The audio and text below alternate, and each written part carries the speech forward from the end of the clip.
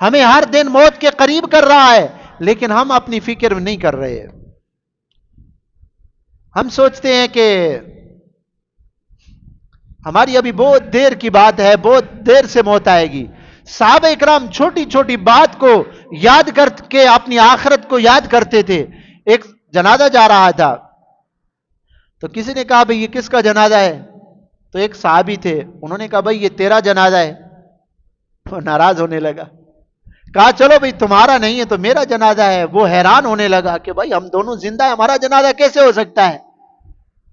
اس نے کہا کہ بھائی دیکھو، جانے والا چلا گیا، اب اس کے بعد یا تو تیری باری ہے یا میری باری ہے۔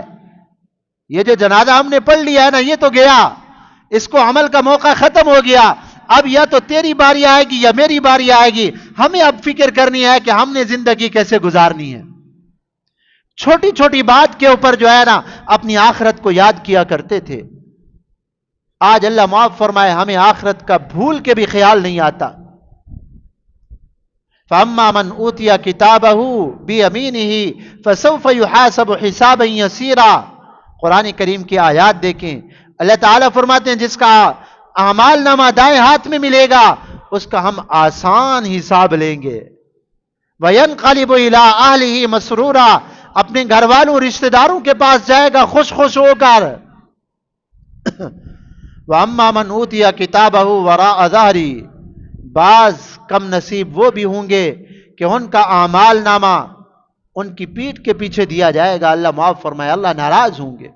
بعض علماء نے لکھا ہے کہ سینہ چیر کر پیٹھ کے پیچھے جو ہے نا نکال کے ہاتھ سے الٹے ہاتھ میں دیا جائے گا اور وہ چیخے گا، چلائے گا۔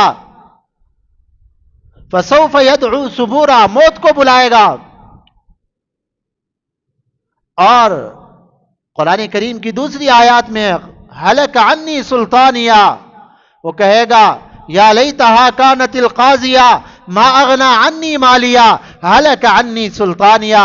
رات دن ہم جو مال کے پیچھے دوڑ لگا رہے ہیں، اس کے لیے اللہ کو ناراض کر رہے ہیں، تو کہے گا او میں نے اتنا مال چھوڑا تھا، ہلک عنی مالیہ ہلک عنی سلطانیہ ما اغنا عنی مالیہ، آج مال میرا کوئی کام نہ آیا۔